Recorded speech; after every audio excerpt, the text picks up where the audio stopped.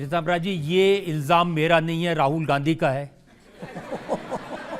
वो कहते हैं कि सनातन के नाम पर जातियां बनाकर लोगों को बांटा जाता है, नफरत फैलाई जाती है, इसलिए उन्हें मोहब्बत की दुकान खोलनी पड़ी। सनातनी का अर्थ क्या है रजत जी?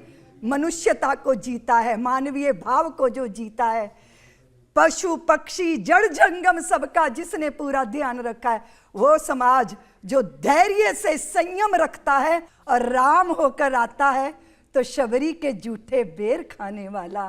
और अगर सामने कोई परित्यक्ता नारी दिखती है तो उसकी कुटिया पे जाकर उसके शिलावत हो गए मन के अंदर जीवन की आशा फूंकने वाला, ये सनातन जो चराचर में। और आपको मालूम है रजत जी, पता होगा आपको, सनातन के एक संत हुए नामदेव, तो वो रोटी बना के रखते जा रहे थे, तो एक कुत्ता रोटी उठा के चल दिया, तो वो उसको मारने के लिए डंडा लेके नहीं दौड़े।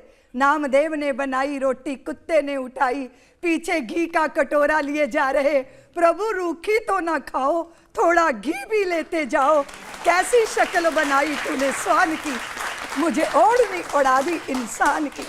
और रजत जी, हम सनातनी हैं, अगर पत्थर पर भी सिंदूर चढ़ा देते हैं ना, तो हाँ, वो पत्थर भी हनुमंत लाल बनकर प्रकट हो जाता है। हम पाषाणों में प्राण प्रतिष्ठा करने वाले लोग हैं, इसलिए हम पर ये इल्जाम लगाना, ये होच्छी राजनीति का एक विद्रूप चेहरा तो हो सकता है, पर ये सच नहीं है। क्योंकि आप जानते हो, हमने कभी भेद किया? अगर सारे संसार में यहूदी समाज ने अपमान झेला, तो भारत की धरती के सनातन ने गले लगाया। चाहे कोई पराया हो, चाहे कोई शत्रु हो, हमने कब किसी में शत्रुता देखी? शत्रु को भी अपने आंचल में छाया देने की सामर्थ्य हम सनातनियों में है। इसलिए ये गंदा आरोप लगाना, ये होच्छी राजनीति तो हो सकता है, पर ये सच नहीं हो सकता रजत। लेकिन आजकल कई लोग कह रहे हैं, तमिलनाडु के मुख्यमंत्री स्टालिन, उनके बेटे उदयनिधि स्टालिन, उनकी बात आपने सुनी होगी, उन्होंने कहा कि जैसे मच्छर, डेंगू, कोरोना को खत्म करना है, इसी तरह सनातन को भी खत्म करना है।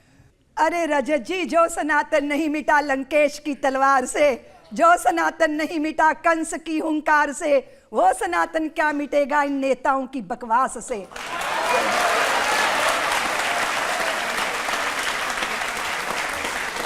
तो क्या ये सच नहीं कि सनातन धर्म में अलग अलग जातियां हैं और समाज को अलग अलग जातियों में बांटा जाता है?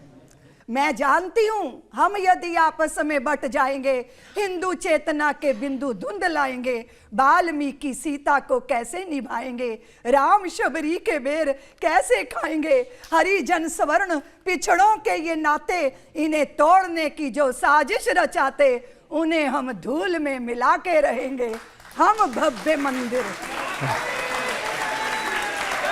एक और सवाल अब पब्लिक से ले लेते हैं। मेरा आपसे प्रश्न यह है कि आपने सन्यास क्यों लिया, घर क्यों छोड़ा, आखिरकार साध्वी क्यों बनी? जब हम छोटे थे ना, तो हमने आसपास अपने बहुत सारी चीजें देखी, जिसमें हम देखते थे, थोड़ा छोड़ा बड़े हुए तो हमें लगा कि जो खूबसूरत लोग होते हैं वो सुखी होते होंगे, फिर लगा नहीं जिनके पास धन होता होगा वो सुखी होते होंगे। फिर हमने देखा कि जिसके पास जो है उसके पास कुछ ऐसा भी है जो नहीं है। कभी हमने देखा माता को उसका तरुण पुत्र मर गया, फिर मैंने देखा कि एक महिला थी, उसकी लाश को किसी ने ट्रेन से फेंक दिया और उसका पेट थोड़ा सा उभरा था, यानी वो गर्भवती थी, और उसकी वो लाश देखी।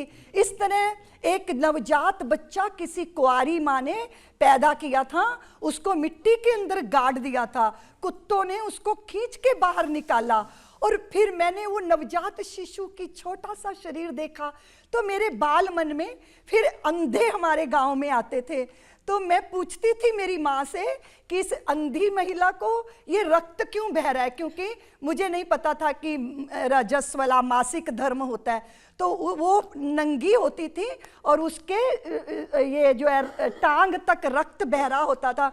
हम माँ से पूछते थे, माँ उसको फोड़ा हो गया होगा। फिर मुझे उनकी फिक्र होती थी कि उनके पैसे ना कोई छीन ले। तो मैं जब स्टेशन पे अंधे इकट्ठे होते थे भिखारी, तो मैं वहां जाके उनके पैसे गिनवाती थी। तो मेरे बाल मन में ये सब कुछ इकट्ठा होता गया। फिर सवाल पैदा होता था, सुखी कौन है? पर मेरे प्रश्न का कोई उत्तर नहीं दे पाता था, क्योंकि मैं उस समय प्रश्न करने की स्थिति में नहीं थी।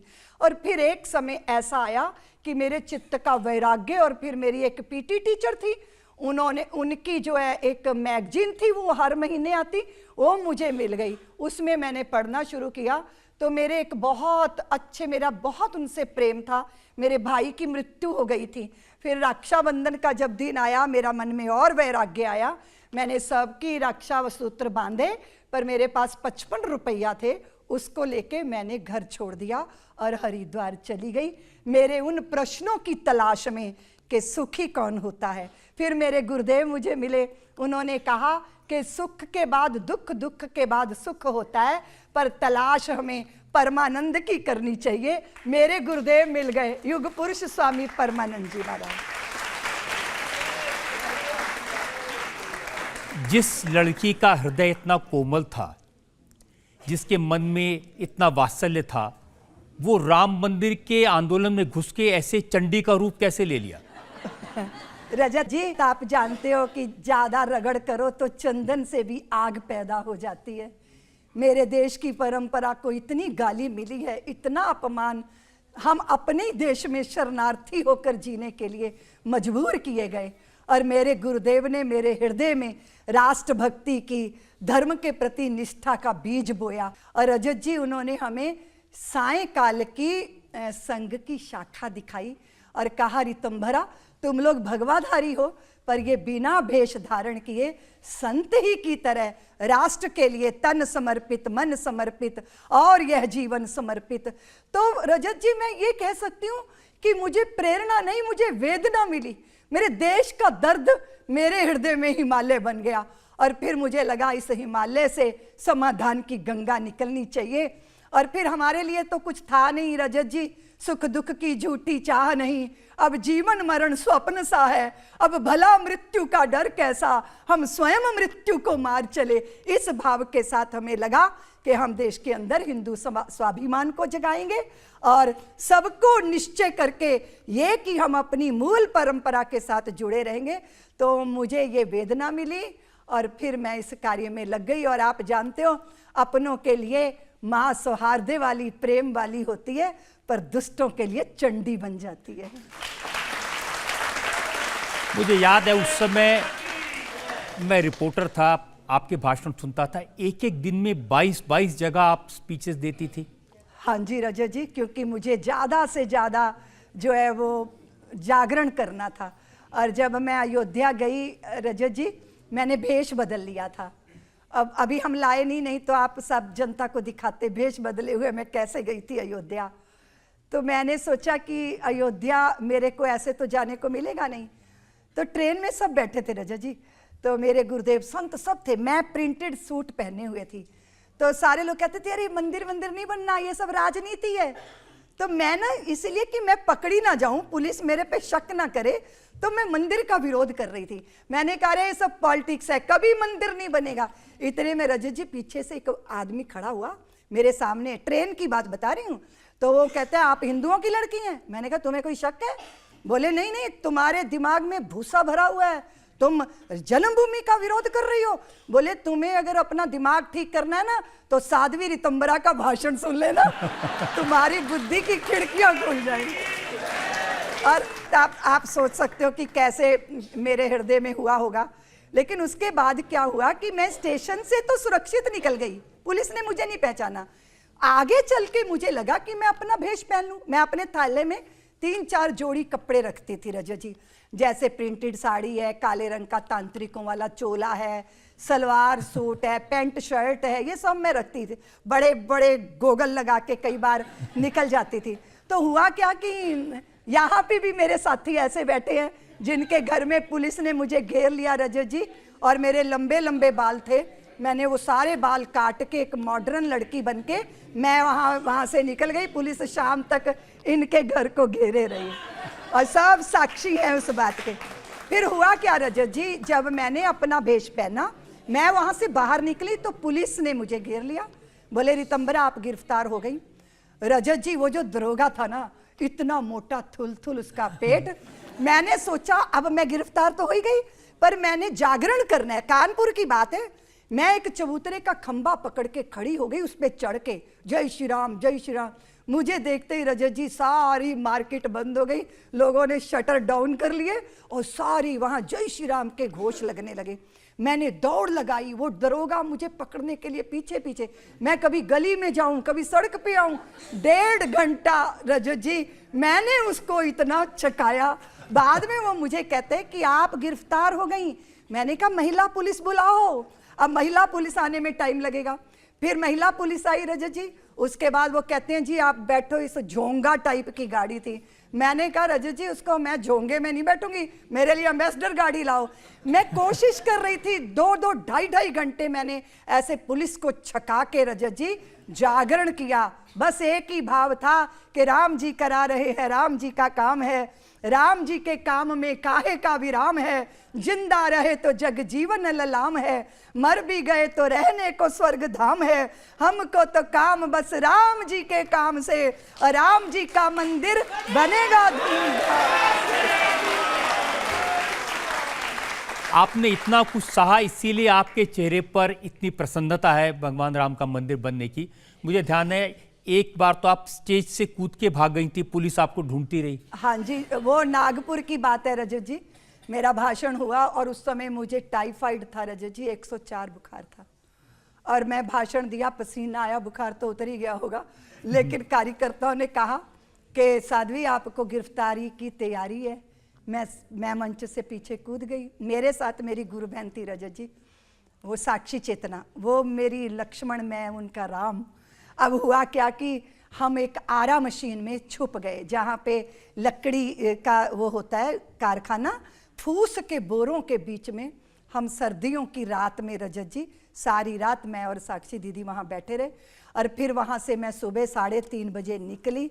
हमने नागपुर स्टेशन नहीं गए, पास के किसी छोटे स्टेशन पे जाके हमने रजत जी ट्रेन पकड़ी। फिर हमने वहाँ से एक एक्सप्रेस ट्रेन पकड़ के एक महिला डिब्बे में मैंने वेश बदला हुआ था। तो रजत जी अब इतनी लंबी यात्रा में वॉशरूम तो जाएंगे ही ना। जैसे ही मैं कुप्पे से बाहर निकली तो पीछे से किसी ने कहा साध्वी जी, तो मैं एकदम डर गई कि मुझे तो किसी ने पहचान लिया। तो मैं लौट के फिर वो महिला कुप्पे में आ गई, तो वो व्यक्ति ना बार बार ऐसे दरवाजा खटखटाने लगा। मैंने साक्षी से कहा हमें किसी ने पहचान लिया। अब साक्षी ने क्या किया, वो दरवाजा खोला, बोले शराबी कहीं के, लड़कियों को छेड़ते हो, तुम्हें शर्म नहीं आती। अब वो ऐसा कह के उन्होंने बंद दिया। रजत जी वो पता है मुझे कहाँ मिले, वो व्यक्ति जिन्होंने मुझे पहचान लिया था, वो 6 दिसंबर को उस मंच पे मिले। वो पता है कौन थे, वो आदरणीय विजय राजे सिंधिया जी के कोई उनके सेक्रेटरी व्यक्ति थे। तो उन्होंने कहा कि साध्वी जी उस दिन मैंने जब आपको भेष बदले देखा, मैंने सोचा मैं आपकी कुछ मदद कर दूं, सहायता कर दूं, पर मैंने कहा आपने इतनी जोर से बोला साध्वी जी। बोले हाँ मेरे से भूल हो गई, लेकिन बोले दीदी माँ साध्वी जी, आपकी वो जो बगल में आपकी वो गुरु बहन है वो तो बड़ी खतरनाक निकली, मेरे को शराबी सिद्ध कर दिया। मैंने कहा वो नाटक करना जरूरी था भैया, क्योंकि वो समय ही ऐसा था। और आप देखो रजत जी, मेरे जीवन के साथ ऐसी घटनाएं जुड़ी हैं, मेरे दर्द भी हैं, मेरी पीड़ाएं भी हैं, लेकिन हमने सदैव शूलों को भी फूल समझा रजत जी।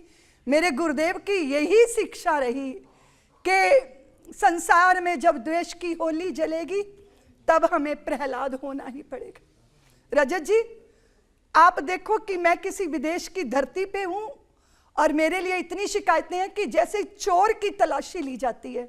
मैंने 9-9, 10-10, 12-12 घंटे एयरपोर्टों पे बैठकर इस जिल्लत को झेला, लेकिन मेरे गुरुदेव ने कहा था कि संसार में जब द्वेष की होली जलेगी तब हमें प्रहलाद होना ही पड़ेगा।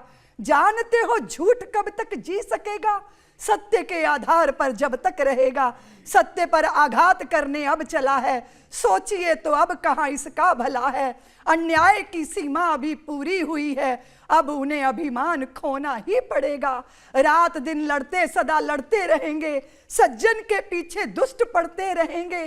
कोई रात को अच्छा कोई दिन को कहेंगे, देख तो ले कौन किससे क्या कहेंगे। तू जान परमानंद अपना रूप है, तब शूल को भी फूल होना ही पड़ेगा। संसार में जब देश की होली जले